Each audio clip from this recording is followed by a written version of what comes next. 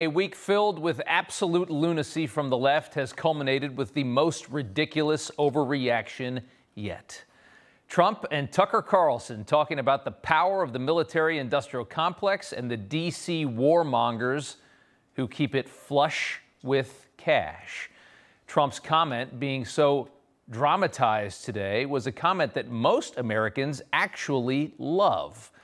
But it's being exploited to the max by the deranged American left. Before we get into all of that, let's just take a listen to what the former president actually said. She's a radical war hawk.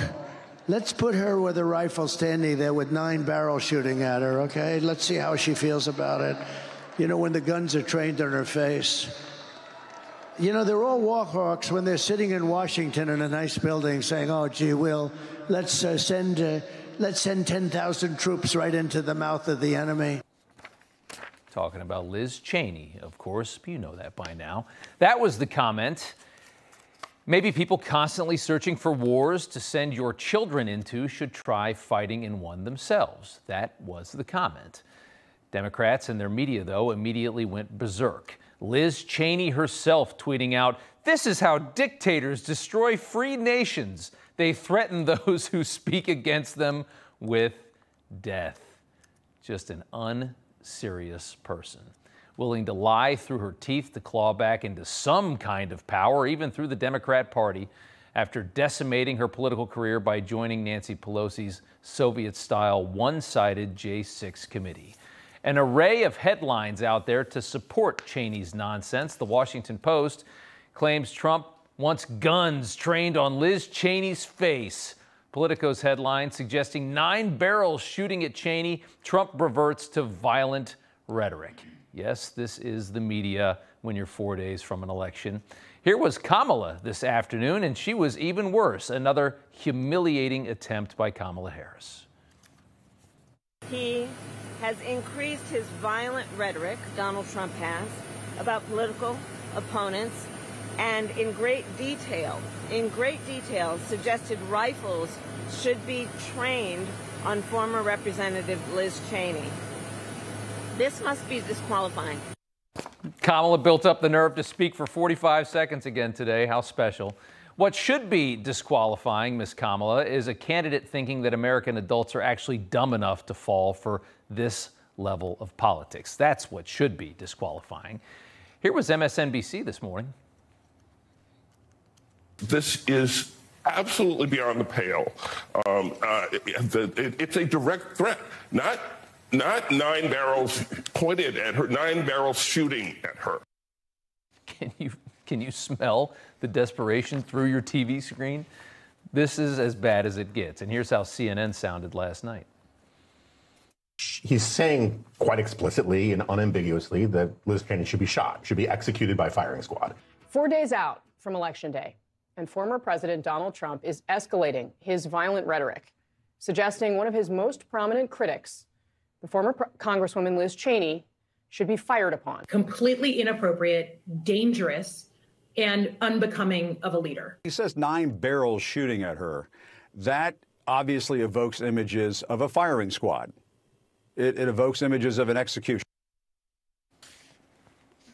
People vote for this. I don't know how, but people do. The first person that you heard in that clip was political pundit Jonah Goldberg, who is a big-time never-Trumper. You probably know that. Goldberg spoke before, though, he even knew what he was talking about. And we give credit where it's due. He eventually listened to Trump's entire statement, and Jonah Goldberg retracted his comments, saying, "This morning on CNN, I referred to Trump's rifles quote as him advocating a firing squad for Liz Cheney. I was reacting in haste to what were objectively appalling and irresponsible comments that had been framed in the setup piece in the context of previous statements Trump made about shooting protesters and having generals executed. Still, he says, I was wrong to say he was calling for a firing squad execution. After I said that, my co-panelist, Brad Todd, made the case that I was wrong. Brad was right, and again, I was wrong."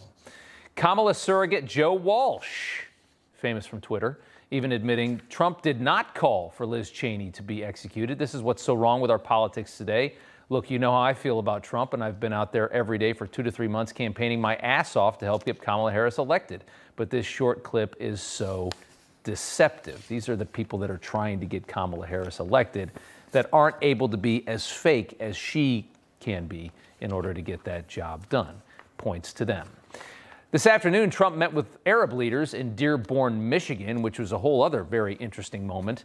And Trump was immediately asked to clarify his comments, and here's what he said. She's a war hawk. She wants to go kill people unnecessarily. And if she had to do it herself and she had to face the consequences of battle, she wouldn't be doing it. So it's easy for her to talk, but she wouldn't be doing it. No, of course not. And ask 1,000 Americans if they're actually offended by what Trump just said and the explanation of his comments and his actual comments.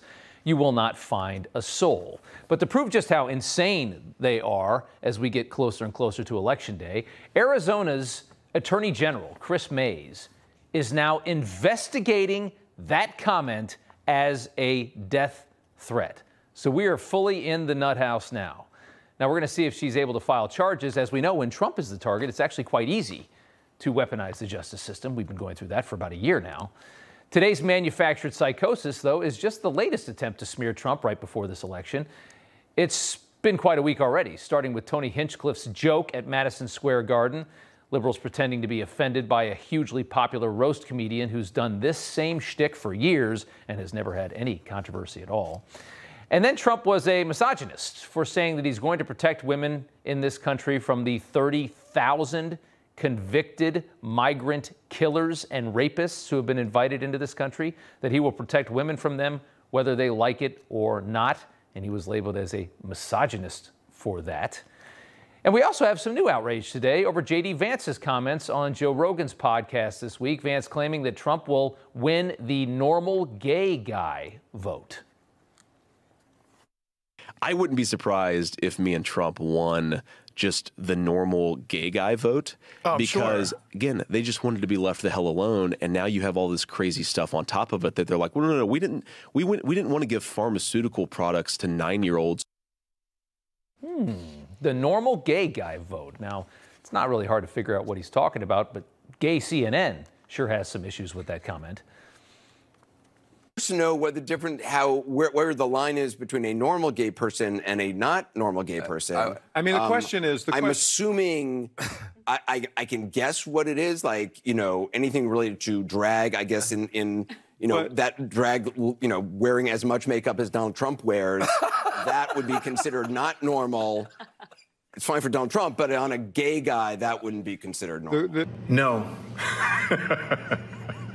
No. That's not happening. Sorry. And what is a normal gay guy? What does that mean? And we do not want to vote for you. Now, to Anderson Cooper's credit, the makeup line was actually hilarious. I will tell him that. As for Don Lemon, it's pretty clear what J.D. Vance meant by that. The acronym, and you know what I'm talking about when I say the acronym. It used to be a lot shorter, and there are a lot of gay men in this country that take issue with that.